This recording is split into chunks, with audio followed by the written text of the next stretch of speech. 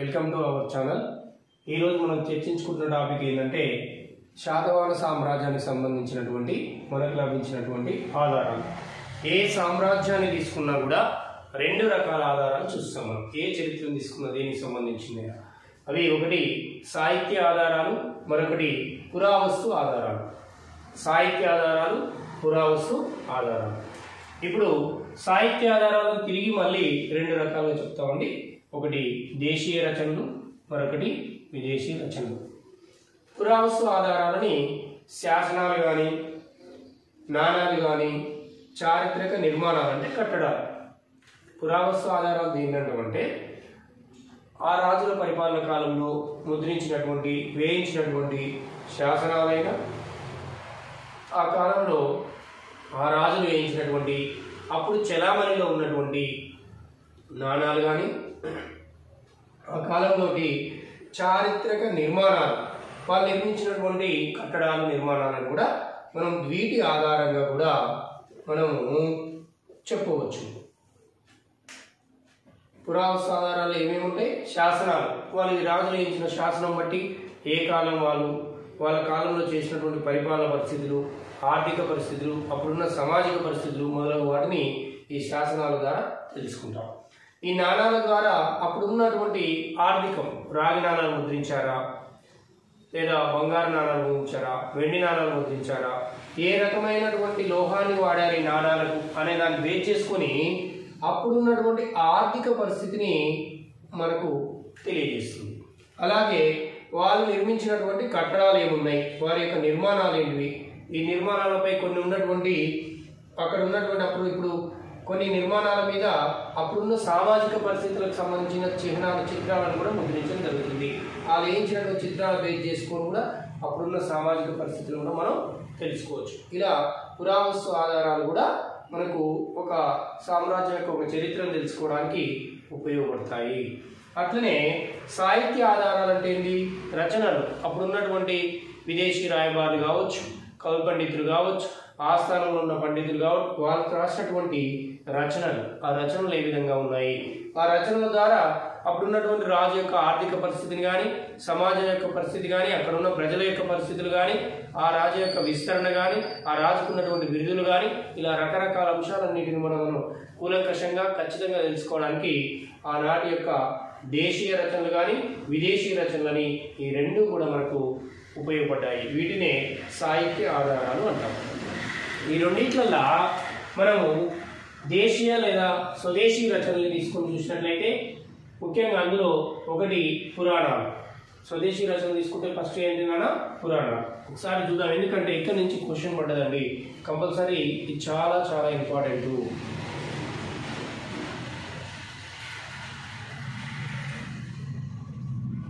ఇక్కడ స్వదేశీ రచనలో అతి ముఖ్యమైన ఏమని చెప్తున్నాం? పురాణాలు. పురాణాలు ఎన్ని? 18 పురాణాలు. మనకు ఇండియన్ హిస్టరీలో కూడా వస్తుందండి పురాణాలు ఎన్ని అనేది, అక్కడ కూడా చదువుకుంటాం మనం, అక్కడ కూడా మనం చెప్పుకుంటాం ఇండియన్ హిస్టరీ చెప్పేటప్పుడు. ఇక్కడ పురాణాలు ఎన్ని? 18. ఈ 18 పురాణంలో మొదటి పురాణం ఏంటిది అన్నప్పుడు బ్రహ్మాండ పురాణము. మొదటి పురాణం ఏంటిదండి? మొదటి పురాణము బ్రహ్మాండ పురాణము.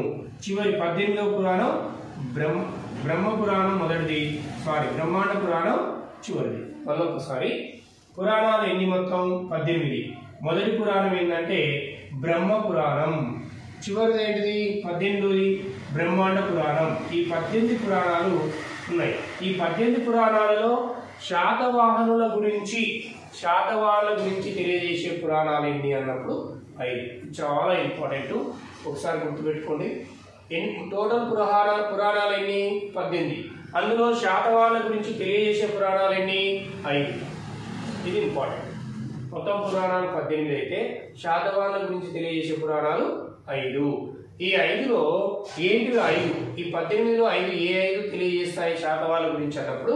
1 వాయు పురాణం, 2 మత్స్య పురాణం, 3 విష్ణు పురాణం, 4 భాగవత పురాణం, 5 బ్రహ్మాండ పురాణం. ఒకసారి శాతవాహనుల గురించి తెలియజేసే పురాణాల సంఖ్య 5, మొత్తం పురాణాలు 18.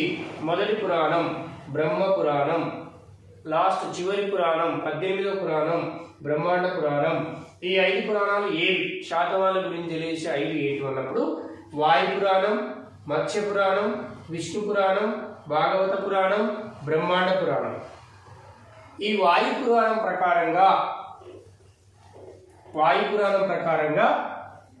ఎన్నో అంటున్నాం మనం వాయు పురాణం. ఈ వాయు పురాణం ప్రకారంగా ఏం తెలియజేస్తుందంటే 17 మంది రాజులు, శాతవాహనులు ఎంతమంది అని తెలియజేస్తుంది వాయు పురాణం? 17 మంది రాజులు 272 సంవత్సరాలు పరిపాలన చేశారు ఈ సామ్రాజ్యం అని చెప్తుంది. శాతవాహన సామ్రాజ్యం 17 మంది రాజులు 272 సంవత్సరాలు పరిపాలన చేశారని తెలియజేసేది ఏ పురాణం అన్నప్పుడు వాయు పురాణం. కొన్ని పుస్తకాలలో ఈ 17 మంది రాజులు 292 సంవత్సరాలని రాస్తుంది. ఈ రెండు మనకు ఐడియా ఉండాలండి, ఐడియా ఉంటే సరిపోతుంది. ఎందుకంటే కొన్ని బుక్కులలోనేమో 272 సంవత్సరాలని ఉంది, మరి కొన్ని పుస్తకాలు తీసుకొని చూసినట్టయితే 292 సంవత్సరాలను ఉంది. రాజులు మాత్రం ఎంతమంది అని చెప్తుంది? 17 మంది. గుర్తుపెట్టుకోండి, వాయు పురాణం 17 మంది రాజులు 272 లేదా 292 సంవత్సరాలు పరిపాలన చేశారని తెలియజేస్తుంది. అదే మత్స్య పురాణాన్ని తీసుకొని చూసినట్లయితే ఈ మత్స్య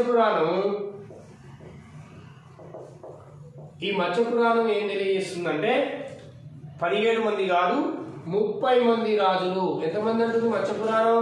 30 మంది రాజులు 456 సంవత్సరాలు పరిపాలన చేశారు. దాదాపు 4.5 శతాబ్దాల పాటు పరిపాలన చేశారని తెలియజేస్తున్నటువంటి పురాణం ఏంటన్నప్పుడు మత్స్య పురాణం.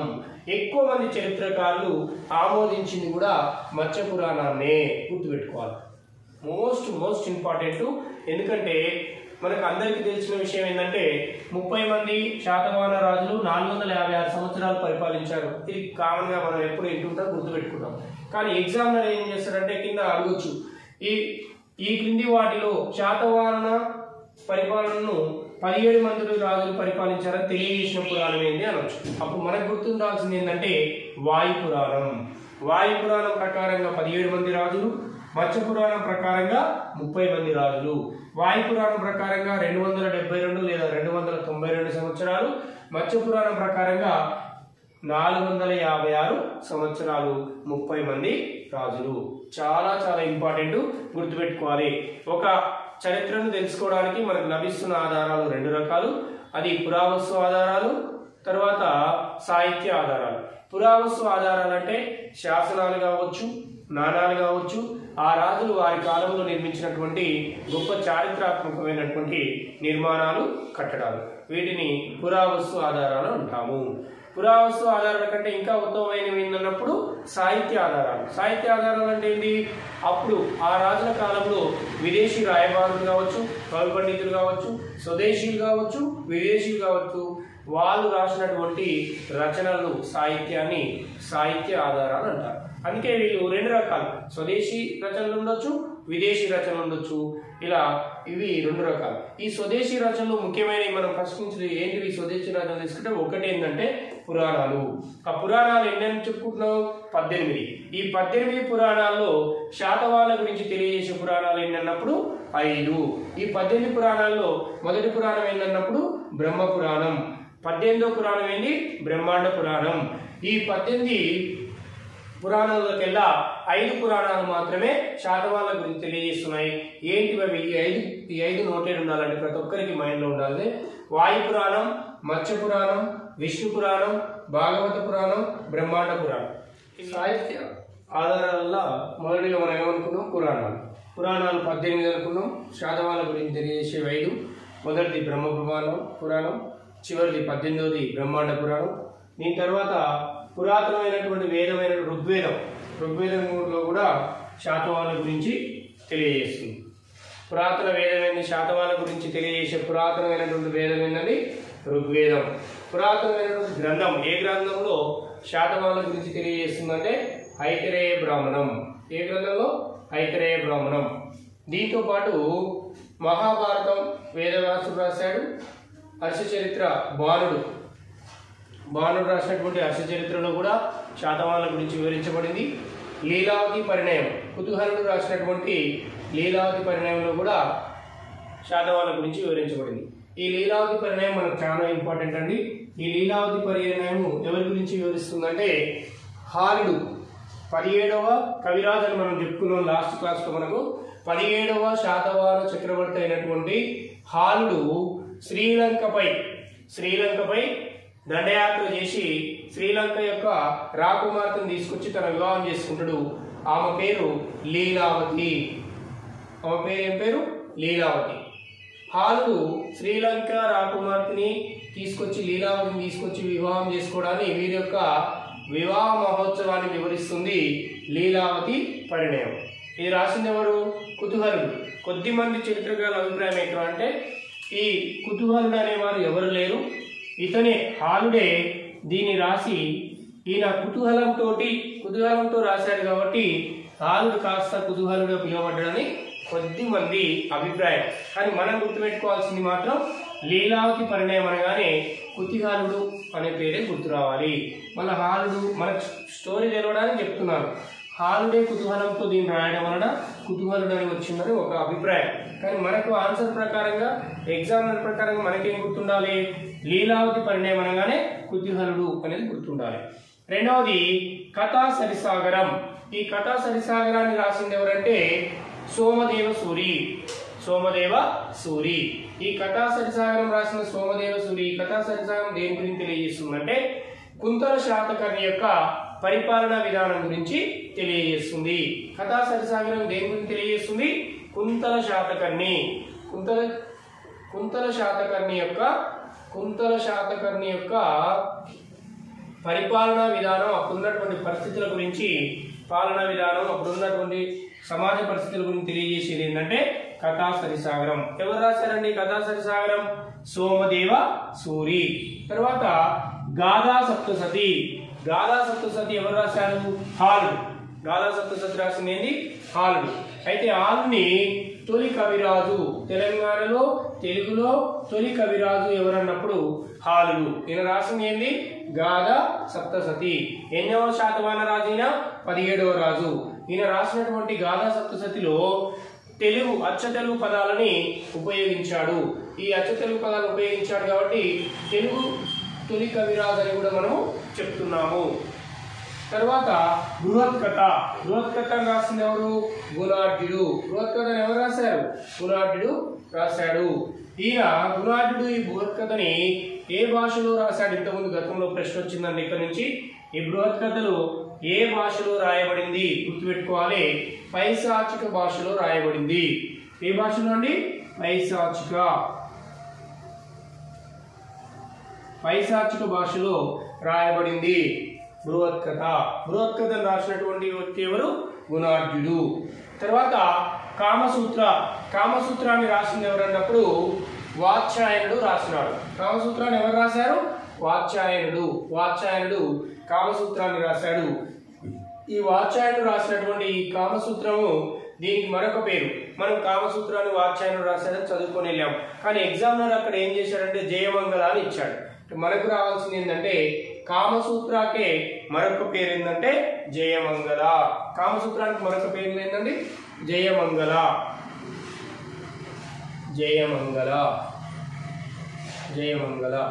కామసూత్రానికి మరొక పేరేంది? జయమంగళ. ఈ కామసూత్రాన్ని రాసింది ఎవరు? వాత్స్యాయనుడు. ఈ కామసూత్రాన్ని తెలుగులో రాసినటువంటి వ్యక్తి ఎవరు? ఇది మనకు ఎగ్జామ్ లో గతంలో వచ్చినటువంటి క్వశ్చన్. కామసూత్రాన్ని తెలుగులో రాసినది ఎవరు? ఈ కామసూత్ర అనేటటువంటి ఈ గ్రంథాన్ని రాసింది యాక్చువల్ ఎవరంటే వాత్స్యాయనుడు. కానీ తెలుగులో రాసింది ఎవరు అన్నప్పుడు ఆది నారాయణ శాస్త్రి. ఎవరు? ఆది నారాయణ శాస్త్రి. ఇది మనం చాలా ఇంపార్టెంట్ గుర్తుపెట్టుకోవాలి. తెలుగులో రాసింది ఎవరన్నప్పుడు ఆది నారాయణ శాస్త్రి. కామసూత్రాన్ని అసలుగా రాసింది ఎవరు? వాత్స్యాయనుడు. కాతంత్ర వ్యాకరణమును ఎవరు రాశారు? శర్వవర్మ రాశాడు. కాతంత్ర వ్యాకరణాన్ని రాసింది ఎవరు? శర్వవర్మ. ఏ భాషలో ఇది? సంస్కృతంలో రాయబడింది. ఇక మనకు ఆచార్య నాగార్జున గురించి ఇక్కడ స్పెషల్గా చెప్పుకుంటాం మనము. ఆచార్య నాగార్జునుడు శాతవాహన చక్రవర్తులైనటువంటి యజ్ఞశ్రీ శాతకర్ణికి సమకాలికుడు. ఆయన కాలంలోనే మన దగ్గర బౌద్ధ మతం ప్రచారం చేయబడింది. ఈయన గురించి మనం ప్రత్యేకంగా చెప్పుకుంటున్నాము. కానీ ఇక్కడ మనకు ఎక్కువగా ఈయన రాసినటువంటి అనేక గ్రంథాలు రాశాడు. వాటిలో మనకు శాతవాహన సామ్రాజ్యం గురించి ఎక్కువగా వివరించబడిన గ్రంథం ఏంటన్నప్పుడు శృంగలేఖ, ఇది గుర్తుపెట్టుకోవాలి. ఏ భాషలో? ప్రాకృత భాషలో రాశాడు ఈయన. ఒకసారి మనం ఏం చేసామండి, దేశీయ రచనలు, స్వదేశీ రచనలు, శాతవాహన సామ్రాజ్యానికి ఆధారంగా లభించినటువంటి స్వదేశీ రచనల గురించి చూసినప్పుడు మొదటగా పురాణాలను తీసుకున్నాం. 18 పురాణాలు అన్నాం. అందులో 5 పురాణాలు మాత్రమే శాతవాహన గురించి తెలియజేస్తున్నాయని చెప్పినాం. తర్వాత అతి పురాతన వేదమైన ఋగ్వేదంలో కూడా శాతవాహన గురించి ఉంది. పురాతన గ్రంథమైనటువంటి ఐతరేయ బ్రాహ్మణంలో కూడా ఇది వివరించబడింది. తర్వాత మహాభారతంలో వేదవ్యాసుడు రాసిన ఇది కూడా వివరించబడింది, ఇలా కూడా ఉంది.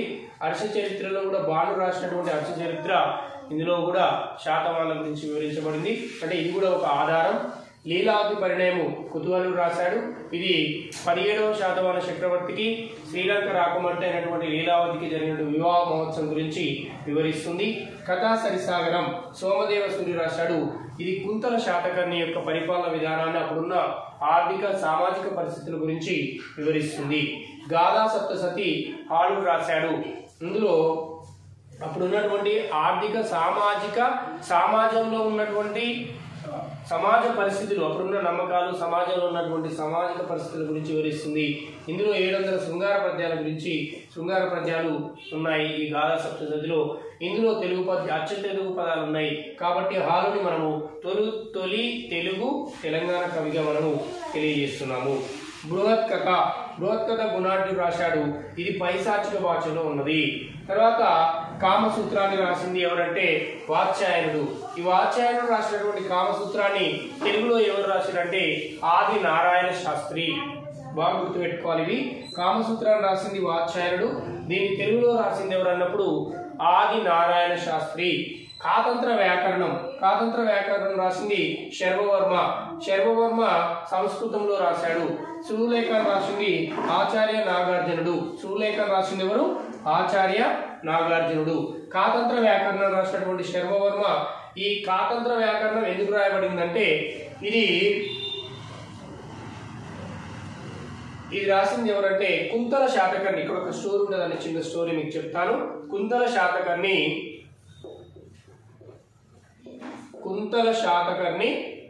ఈ కుంతల శాతకర్ణి ఒక భార్య పేరు మలయవతి.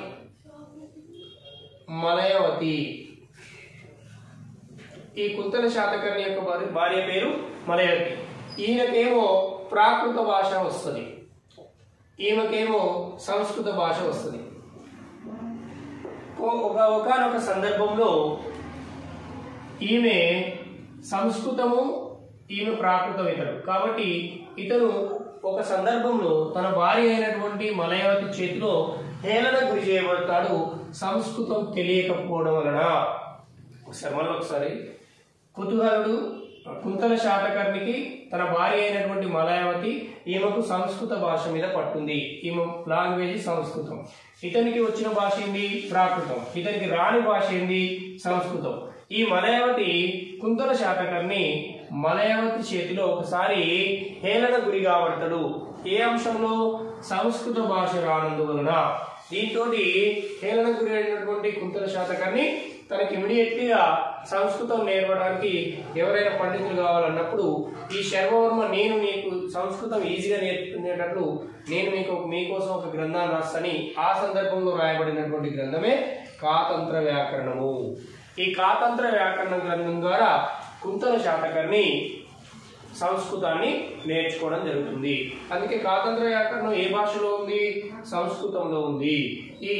ఈ మలయావతిని ఈ కుంతల శాతకర్ణి కరిత్త లేదా కరైత్త అంటారు.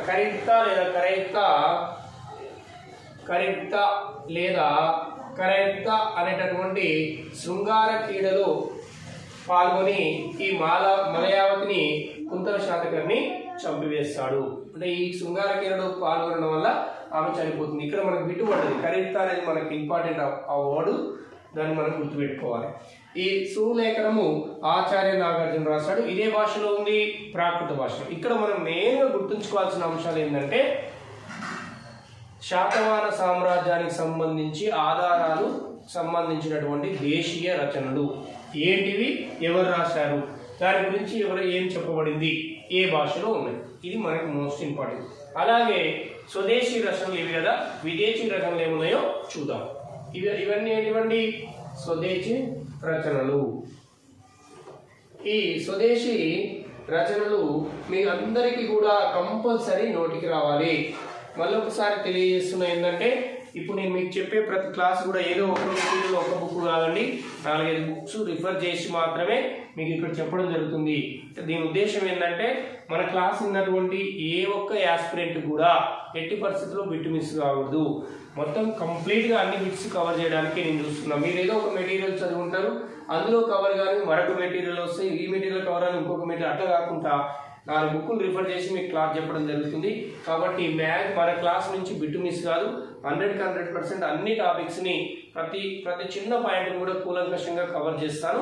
ఇప్పుడు మనం ఇంతసేపు చర్చించిన అంశాలు ఏంటి, ఆధారాలు. శాతవాహన సామ్రాజ్యం సంబంధించిన ఆధారాలు 2 రకాలు, ఒకటి పురావస్తు ఆధారాలు, మరొకటి సాహిత్య ఆధారాలు. పురావస్తు ఆధారాలు అన్నప్పుడు ఏంటి, శాసనాలు, నాణాలు, చారిత్రాత్మకమైన నిర్మాణాలు లేదా కట్టడాలు.